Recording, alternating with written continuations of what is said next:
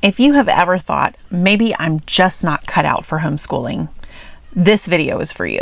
I spent the majority of my homeschool career so far, which has been 19 years, I spent the majority of this time saying, I really don't like homeschooling, which is really a shame. But most moms don't actually dislike homeschooling itself. They actually dislike what homeschooling becomes when it is missing a few key elements.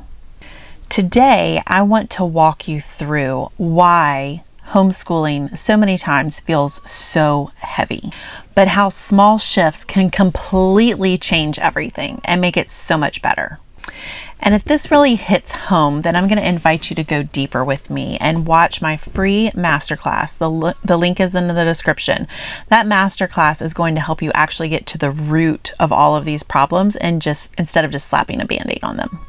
So let's talk about the key areas that need to change so that you can stop hating your homeschool. Number one, you don't have systems yet. Okay, so I know that I've been banging on and on and on about systems, but if you do not have systems in place in your homeschool, then it is going to feel like you are in reaction mode all the time. And reaction mode is not the place where you get things done. You're constantly having to put out fires. You're constantly having to reinvent the wheel like every single day. Of course, you're not going to enjoy that. It's time to put some systems into place.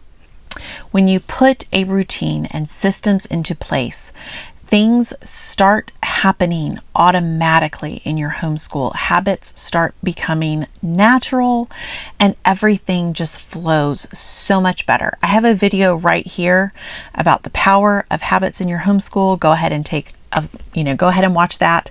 But really, truly putting that structure into place in your homeschool is what makes this so much more enjoyable. Number two, you're teaching without mastery.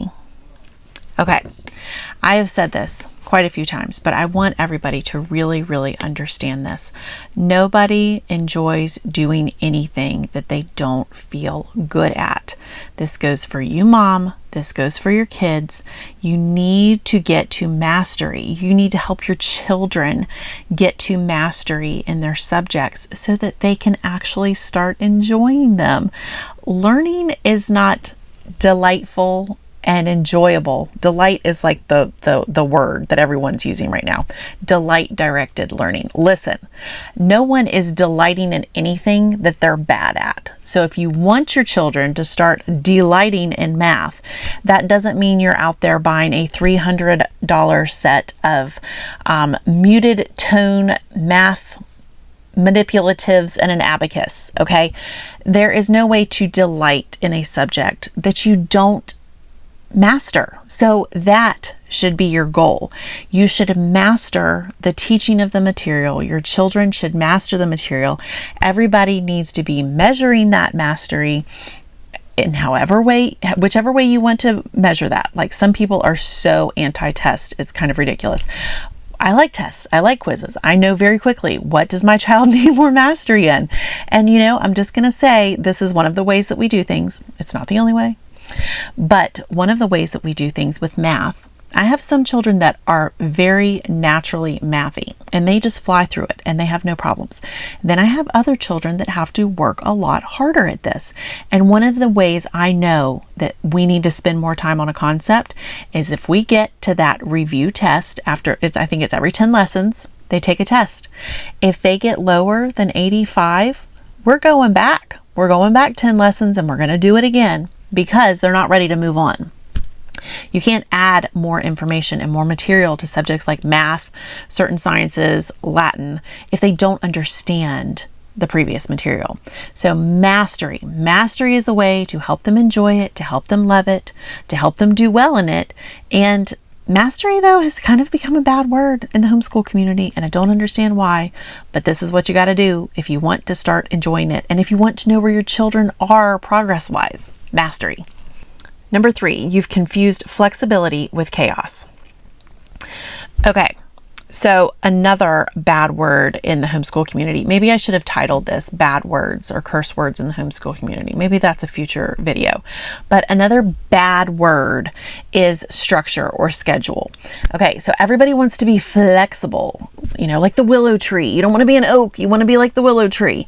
Okay, what ends up happening is that there is absolutely no structure whatsoever. Even a willow tree has roots and a trunk. Okay, it's the branches that can flow. That willow tree still has structure. Mama, you need some structure. You need a schedule. You need a checklist. You need to know what is coming next.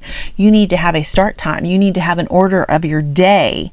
And then if something comes up, you can evaluate what you have accomplished so far today, and you can make an intelligent decision as to whether or not that fits into your structure.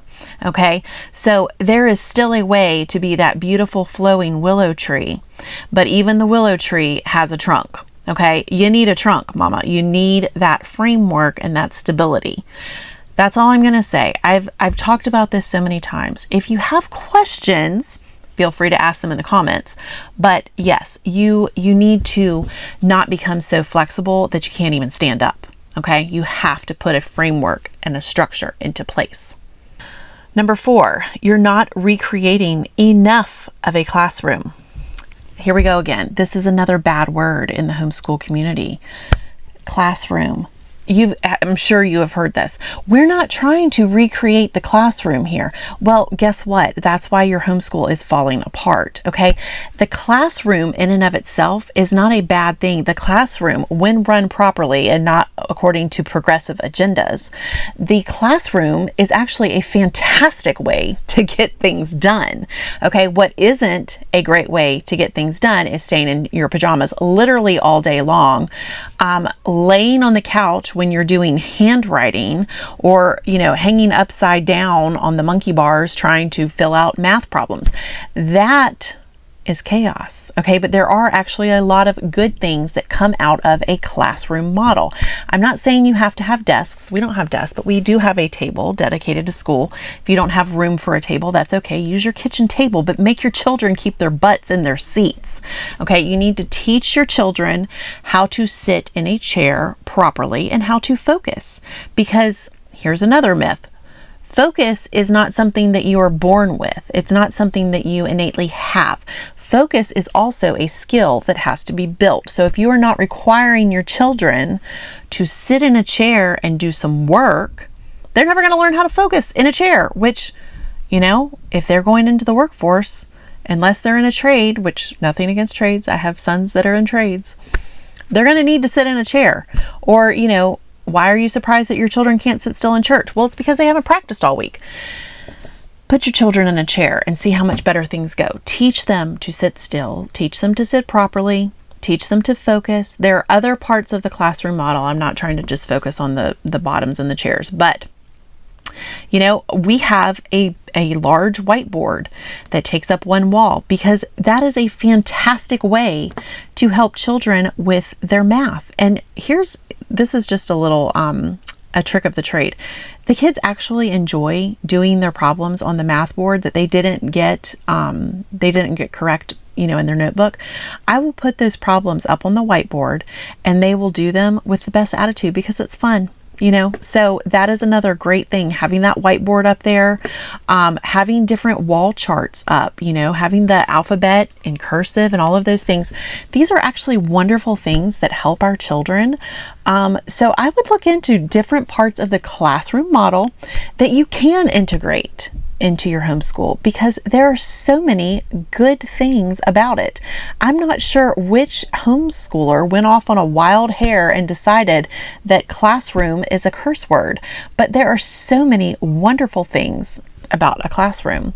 And so I would just invite you to look into that. It could make or break your homeschool. It could make it so much better than it is today. If you're really hating homeschool, maybe look into a couple of ways to make it more structured in that way. Number 5, you're operating out of guilt and not conviction. Okay, So I realize that people start homeschooling for different reasons. Some people start homeschooling because they're scared for their children. Maybe their child has been bullied. Maybe they're afraid of school shootings. All of these are extraordinarily valid reasons to homeschool. Others of us started homeschooling because we want our children to have a Christian education. Others of us started homeschooling because we want a better academic experience for our children. We want our children to go further than the local public school can take them.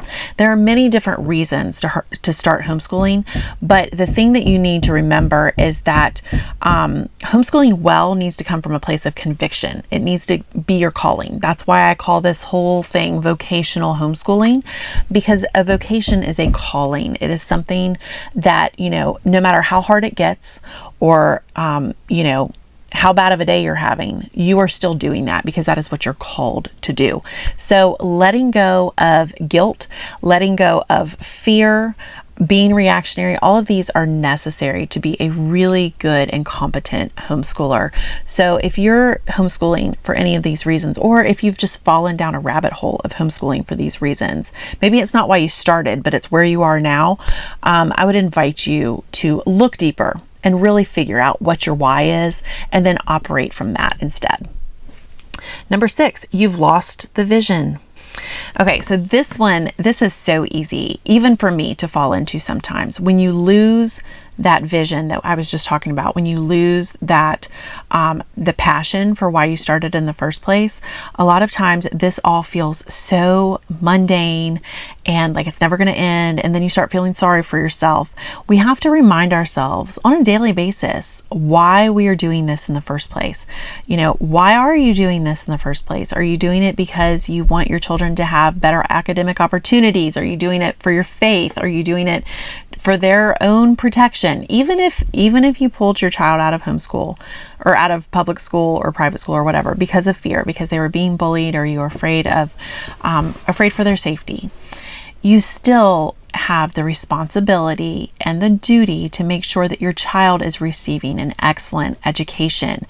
We should not want our children to be receiving just an average education and, God forbid, a subpar education. And a lot of the level of education they receive is a direct reflection on you, mom. So we need to remember daily why we started doing this. What is your vision for your homeschool? I'm not saying that you need to necessarily have a vision for what you want your child to achieve, but you do need to have a standard, and you need to make sure that your child is meeting that standard. Number 7, your environment isn't set up to support learning. So here's something that's really interesting. Your environment actually trains your brain. And this is one of the reasons that I was talking so sternly about the classroom model, is because, if your classroom is set up in a very proactive way, it actually helps your children to do better and to think better. So, if your house is a total clutter bomb, you need to get that in order, because no one can think well when there's stuff everywhere. So you need to try to have a neat space. Now, I'm not saying it needs to be a perfect space. I always say we have a working homeschool. There's always going to be some papers and, a pencil on the floor. There's going to be sticky notes. But there's not a bunch of other stuff in our homeschool space, okay? Everything that we have in that space is, it's for learning. And when we're done for the day, we put everything away, okay? So you need to try and get into some sort of a rhythm to keep that space clutter-free, because the brain really doesn't need any additional excuses to wander off. You need to help your child focus by keeping that space neat and tidy. You're expecting enjoyment before discipline. Okay, so here's what I need you to remember. Discipline breeds competence, and competence breeds joy. So in order to reach that place of competence or mastery, you have to be disciplined. Mom, you have to be disciplined to make sure that every day, Monday through Friday, your children are doing their lessons. Every single one of them. Check off, check off, check off, check off. Again, check boxes or checklists have gotten a bad rap in the homeschool. Basically, everything that is good for you, a lot of people are saying is the wrong thing to do. So I don't really know how to combat that, but what I'm telling you is You have to be disciplined. You have to get all of the stuff done. You have to make sure that your children are receiving an excellent education. You do not want to be the mom that graduated children that need to be in remedial math and English in the community college. You don't want to be that mom. You want to do a better job than that. And you are 100% capable of doing a better job than that. But in order to get to that love of learning that all of the homeschool influencers like to talk about so much, in order to get to the love of learning, you actually have to be good at it. Because like I said earlier, nobody enjoys doing something that they're bad at. So we have to get there through discipline. That's really the only way there. Okay, if you recognized any of these or all of these in yourself, I don't want you to be feeling like a failure, because here's the thing. In order to change, first we have to recognize that there is a problem. So you've already taken the first step, and that is fantastic. I'm happy to have helped you get there, but now it is time to move to the next level, which is changing for the better. These are all fixable skills, which should be a huge relief for you, because it means that you are not a victim of your circumstances. You are certainly not a victim of your homeschooling. All it takes is discipline, determination, and a proper framework. So again, I'm going to invite you to watch the masterclass where I talk all about the framework that I needed when I first started out 18 or 19 years ago, and how I have put that into place, and it has changed everything. The link for that is in the description below. I'll see you next time.